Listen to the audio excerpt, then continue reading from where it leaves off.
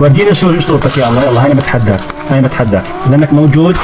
هذا الفيديو اللي راح تشوفه اليوم راح تقشعر له الابدان، راح تحس احساس رهيب، احساس خطير، لحمك راح يتشوك. كاين اللي ما راحش يقدر يكمل الفيديو، كيما كاين اللي راح يتنرفز، كيما كاين اللي راح يستغفر. راح تحس بشعور غريب نوعا ما، لكن الانسان اللي يكون ايمانه قوي يعرف بان الله يمهل ولا يهمل. هذا الشخص باش ما يخفاش عليكم عنده حوالي 5 ملايين مشاهدة في صفحته على الفيسبوك، وهذا الإنسان ملحد حاول يتحدى الله عز وجل أمام الجميع في صفحته على الفيسبوك، وعمل بث مباشر وحاول يقنع الملحدين اللي كيفه أن الله غير موجود. أستغفر الله وأتوب إليه، لا حول ولا قوة إلا بالله.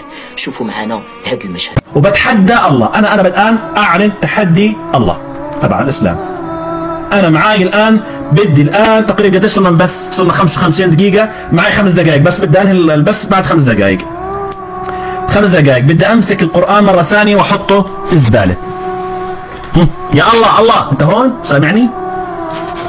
ولا معاه خبر الله. هاي القرآن مرة ثانية. أيوه. وعلى ال5 دقائق بدي أمسك القرآن وأحطه. إذا أنت الله موجود امنعني. أتحدى الله لأنه الله موجود هسه. إذا الله موجود أتحداه، يقدر بس يمنعني. على القناة هذا سكران وملحد الله يلعنه. تخيل عاد واحد ملحد وسكران بتحدى الله تبعك. شايفه؟ ها يلا بدي أمسك أمزع الله. يلا أنت موجود، يلا امنعني. هاني بزع قرآنك وهيني قاعد بنجس. هاي القرآن. إذا الله موجود، إذا قد حاله يورجيني وجهه. هذا القدر، هذا المريض النفسي الله تبعك. أبو تركي إيش من السعودية أنت؟ وهي في الزبالة. أيوه عشان ما تقولوش لا ماسك هذا إنجيل مش قرآن ولا شيء. هي القرآن شايفينه؟ هي اقرأ آيات من القرآن ولا مش آيات من القرآن؟ هاي شايفينها؟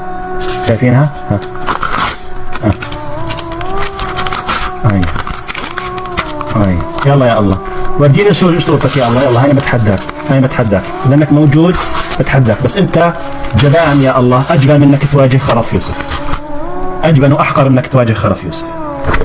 هاي كما شفتوا هذا الإنسان تحدى الله في هذا البث المباشر، ولكن المعجزة من ذلك أن الله عز وجل أعطاه الرد في هذيك الدقيقة، ماشي غدوة ولا غير غدا ولا بعد أسبوع ولا بعد شهر. في هذيك الدقيقة الله عز وجل جاوب هذا الإنسان وأعطاه الرد.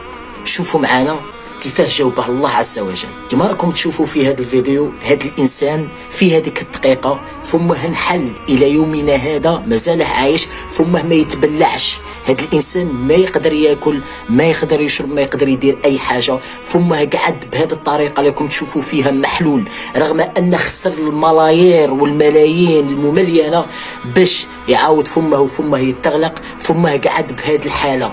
يدخل له الوسخ، يدخل له الغبرة، يدخلوا له الميكروبات، يدخلوا له الهوايش إلى يومنا هذا، وفمه لحد الساعة ما ينغلقش، رغم أن عمل عمليات جراحية عند دي بروفيسور كبار في لو موند، وحتى شخص ما قدر يدير له أي حاجة، وعاد يبقى فمه هكذا محلول إلى يوم القيامة، إلى يوم نبعثون عند الله عز وجل.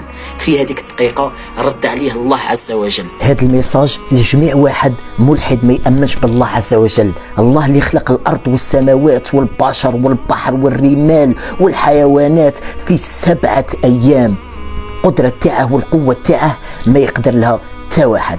هذا الميساج لجميع ملحد يتحدى الله عز وجل. بالك تتحدى ربي في القرآن يقول لكم دينكم ولي دين.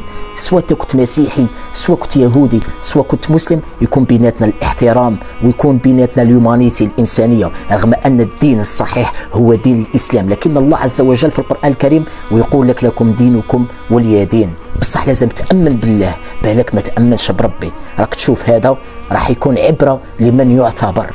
والسلام عليكم ورحمة الله.